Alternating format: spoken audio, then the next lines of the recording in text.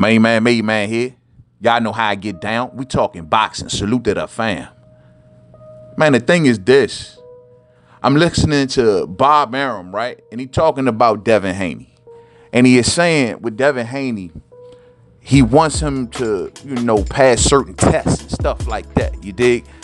It's clear as day, man. I don't know if it's clear to any other boxing fans, but it's clear as day to Mainman Mademan that Bob Arum is afraid of Devin Haney, man. He just, when I mean afraid by Devin Haney clearly, at least in Bob Arum's mind, is a wrecker, is a home wrecker. Bob Arum feels like that's just a bad situation for him to be really involved in when you think about the traditional Bob Arum situation.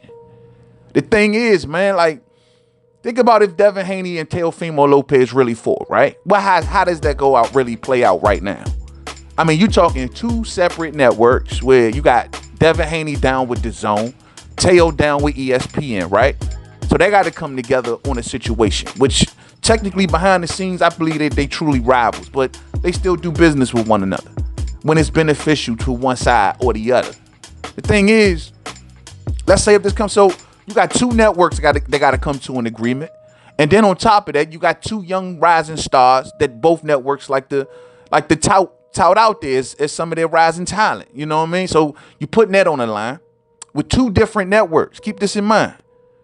Both men gonna have to be paid well. Teofimo Lopez has yet to be really profitable for Bob Arum since he got all of those belts. Teo is a wonderful fighter, got the job done. I love his resume. I love all the work he's been putting in. He is the king of the division. But as far as financially for Bob Arum, especially since he got those belts, pandemic and everything like that, Bob Arum ain't able to make no money off. So at the end of the day, Bob Arum is risking putting Teo in there with someone that can maybe beat him or get him on any given night. And what's even worse is that Bob Arum is not able to put options on Devin Haney. On Devin Haney, you can't say if you beat Teofimo Lopez, well, I'll promote you for your next 2 or 3 fights, unless he's not under no sort of contract agreement with Hearn and DAZN. That's the only way that comes with something like that going to be able to play out. But Eddie ain't going to allow that. And who knows, Devin maybe not even down for that situation. They got their own thing going over there. But that's even worse for Bob Arum. He can't put no options on Devin. So it's like, shit, Devin can come through if on any given night, let's say he get the night he beats Teo, takes the belts, runs back to wherever he came from. Nothing that Bob Arum can do, and Bob ain't made no money off Teo. That's the threat. That's the threat. I mean, like I said, bro, like, even go back to the tournament when they was doing the tournament on the WBC and how Bob Arum maneuvered around Devin Haney. Moved Teofimo Lopez over to that Comey situation, which was still a good fight. Don't get me wrong. I ain't knocking the fight or nothing. But look at what happened. I mean, Bob moved that situation because Teofimo was in the tournament and Devin was in the tournament. Eventually, they would have probably met up. Bob couldn't have that. So he sent them another route. And then went with the WBC and they created the franchise. It could be argued that the franchise at 135 was created for Devin Haney. And that's just the facts of the matter. That looks like, it's like all of that effort to get around the kid. What do you say? What do you say to that, fans? That means Bob Arum has a lot of concern, maybe even fear to a certain degree that he may lose out putting a fight in there with Devin Haney. And then he may ask himself, what do I win? What the hell do I win if Teofimo Lopez beats Devin Haney? Teofimo Lopez will be the assured, undisputed champion for sure. But Bob Arum don't give a damn about that. Bob Arum like, shit, you keep your undisputed. How much are we generating up in this joint? And this is what he's saying with Devin Haney. You got to pass the test. Pass the test and let me see how much money you making. Put you in there with Fortuna. Put you in there whatever the knot is, and we're going to see how much you generating. Is you worth me taking this gamble? Because right now, I'm on the losing end of everything, at least as it stands today.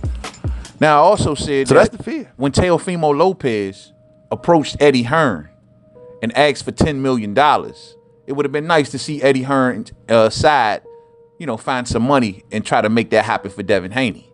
Now, of course, by Teofimo asking for 10, when he originally asked for 4, I'm sure he was looking to be chopped down somewhere between, I don't know, 4 and 6. He would have been happy with that. Given that just, not long after that, Teofimo Lopez came out publicly and said, hey, he'll accept the $4 million.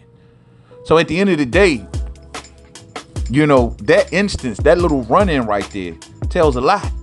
Because the look on Eddie Hearn's face that day told me that he was intrigued, maybe even somewhat interested. And on top of that, he knew the number that was originally requested by Devin Haney. So that means that, he heard him.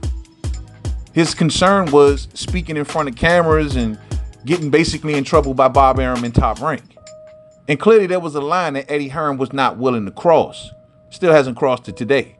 It's going to be interesting to see how it plays out with the purse bid that's scheduled for this Thursday, and to see if Eddie Hearn throws his hat in the ring. And will he cross Bob Arum, who put out the quotes that it'll be ill-advised for Eddie Hearn to want to win that purse bid. Eddie Hearn couldn't woo Teofimo Lopez towards Devin Haney, or did not make no attempts to do so because of Bob Arum. And Eddie Hearn expressed interest in Teofimo Lopez's next fight against Kambosos. But once again, will he cross Bob Arum? That's the golden question. When Bob Arum is shooting warning signs and signals. So we'll see. But at the end of the day, Devin Haney also has to make himself viable.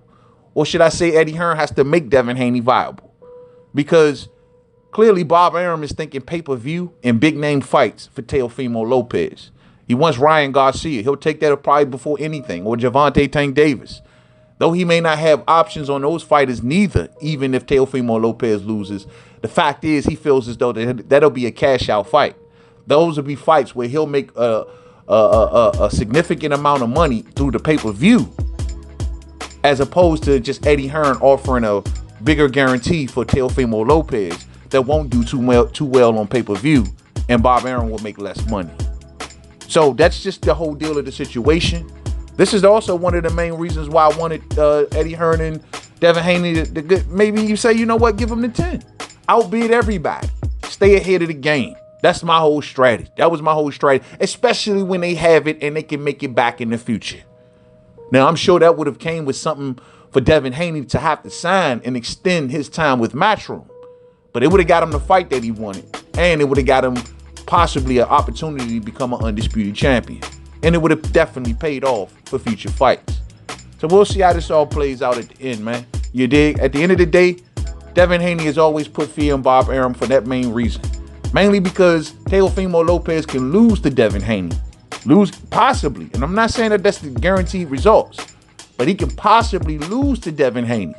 And Bob Arum won't be able to capitalize off that situation, as opposed to, Teofimo losing to, say, a Tank or a Ryan, which on top of that, Teofimo has a damn good chance in actually winning those fights.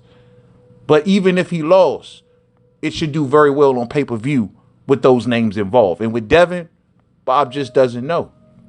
He just doesn't know. So we'll see. Thumbs up for the homie on the way out if he didn't hit it on the way in. We'll see how this all plays out in the end.